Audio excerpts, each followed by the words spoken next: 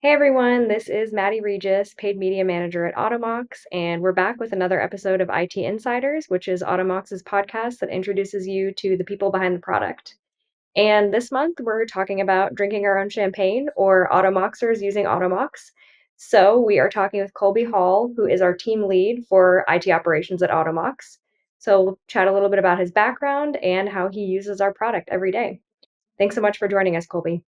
Yeah, happy to be here.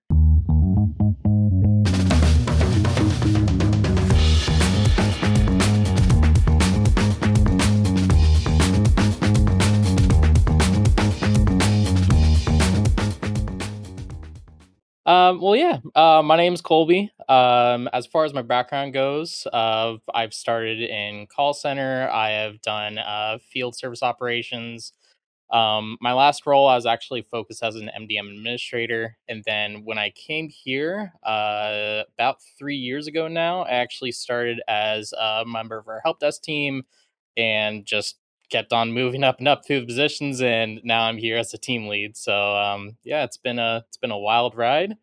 um, yeah, it's been pretty fun experience.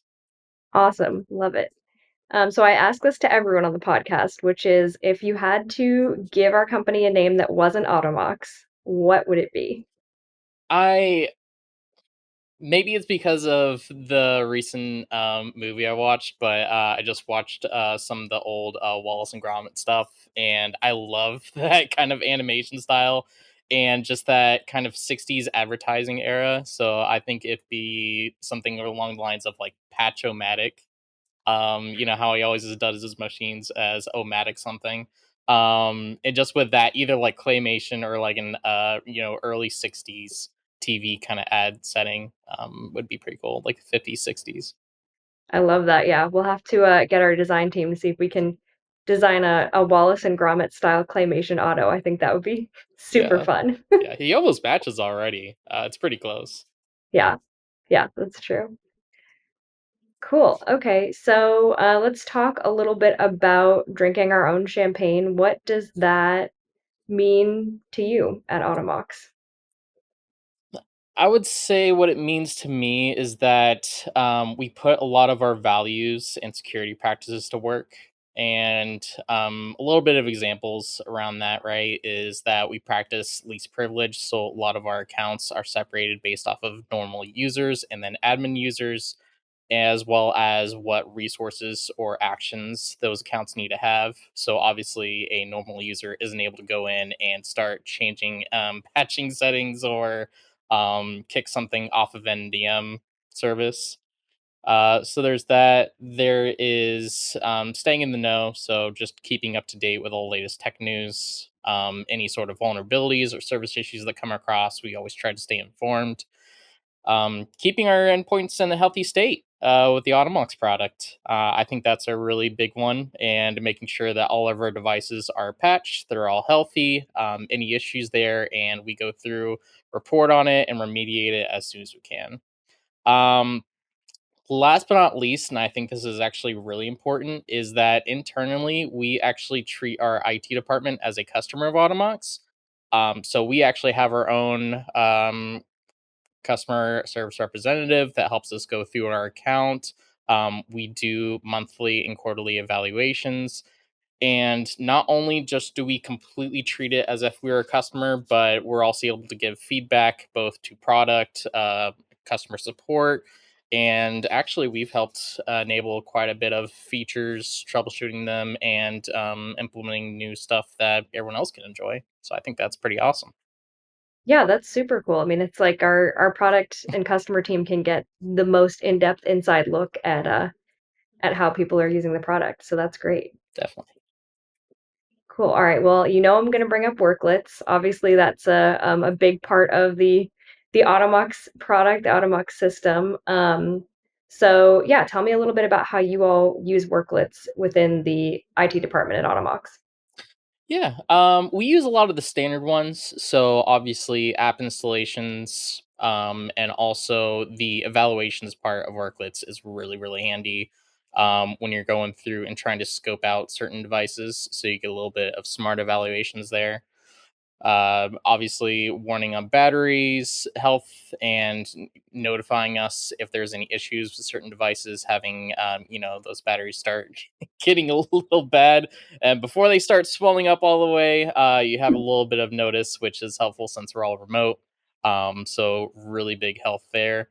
Um, I'd say one of the lesser known ones is that we actually use Worklets to enforce security controls on Mac devices, whereas how Apple has been going and with MDM configuration profiles sometimes not working. Sometimes the only way to do it is with a service account and Automox Worklet. So that's actually pretty handy there. A lot of the other ones are outside of the actual worklet catalog, and we make a lot of them from scratch. So two of them that I really, really enjoy.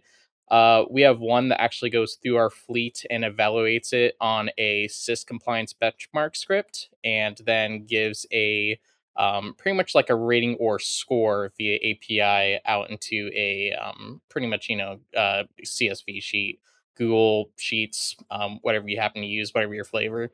So that's really, really handy. Second one is actually one that I made previously. So a little bit of a, shameful self plug.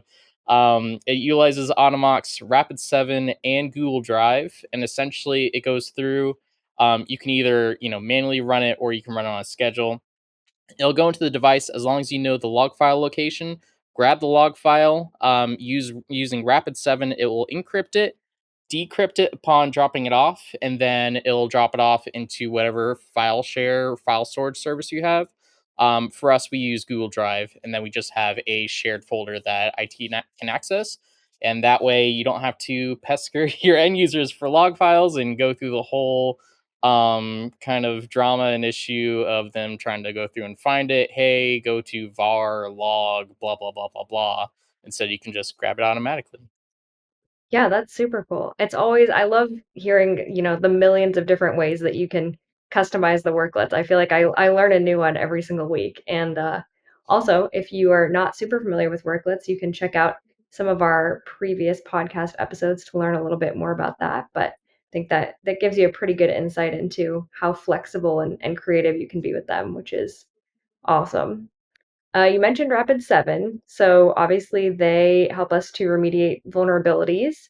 I know that's always top of mind for IT. I know security is always, you know, on you guys to make sure that you're remediating things as quickly as possible because obviously they can be exploited pretty fast. So, yeah, how does that work at Automox? I'd say we're a little different than most orgs. And what I mean by that is that IT and security are actually treated under the same umbrella. Our teams are pretty ingrained and aligned together. We share the same channels. We all work in the same platforms. Um, so a lot of that bouncing back and forth, if you kind of imagine it kind of a little bit like ping pong, where security sees the issue, then ping pongs it over IT, and they see what they need to do, and then ping pong it back to say it's been completed. Um, Most of the times, we're the ones seeing the vulnerabilities first, and just making remediation plans ahead of security actually coming to us and starting the work. So I'd say it's a lot better than most other orgs because we're able to stay adaptable. We're able to stay in the know. Being kind of coupled with security gives us that security mindset. You think like who you hang out with, right? So I'd say that goes a long way in letting us be, staying in the know. Like I said, was a value previously. And also just being fast and adaptable and not really battling against security like other orgs do. Really just having that one team mindset and that we're both doing the same thing together, making infrastructure and making things are very secure and efficient. Yeah, absolutely. Love the security first, obviously super important. And yeah, I'm sure it makes it a lot easier when you're meshed together instead of trying to have conflicting goals. Right. Well, very cool. Okay, well, this has been an awesome discussion, Colby. Thank you so much. I do like to wrap up with a little game as always. So the one that I have for you is called IT Would You Rather. So I'm going to give you a couple scenarios and you pick which one you would rather do. So All we'll right. start off. Would you rather store documents on a cloud service or a physical hard drive? Definitely cloud service. Um, can't tell you how many times there's just been the random instant. Oh, I dropped water on my keyboard or on my laptop. Oh, I left the USB drive at home or it's at X place. With everything just being on cloud, it's so easy just to find it, change ownership permissions if you need to. Say someone leaves and they happen to leave a very important document on a physical drive. It's really, really hard to get that instead of just having something in the cloud that you can access to with IT admin permissions. Absolutely, totally makes sense. Would you rather use a biometric key or an authenticator app for MFA? I would say biometric key. It's a lot more secure. What we're finding with is that a lot of the MFA authenticator apps, you can experience what is called push fatigue, which is very notorious now.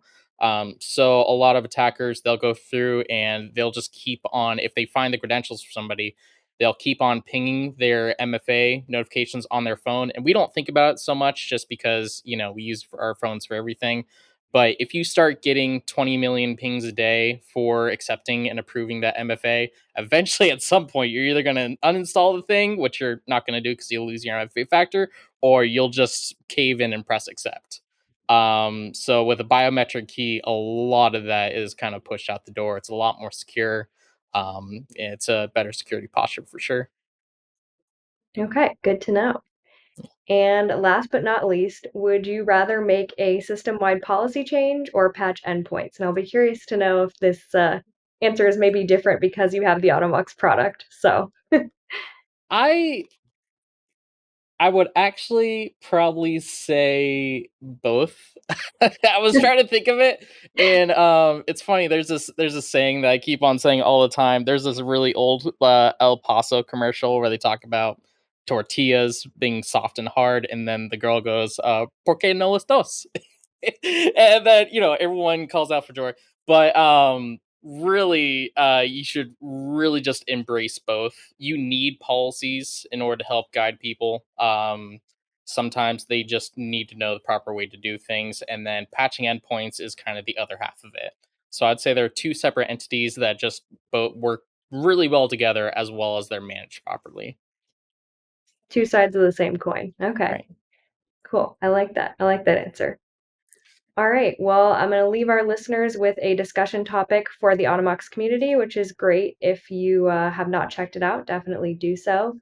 But do you think that most software companies use their own software? So go ahead and drop your thoughts into the Automox community. And Colby, thank you so much for joining us. Great insights, great information. And yeah, I'm sure we'll have you back sometime soon. All right. Sounds good. Thanks for being here.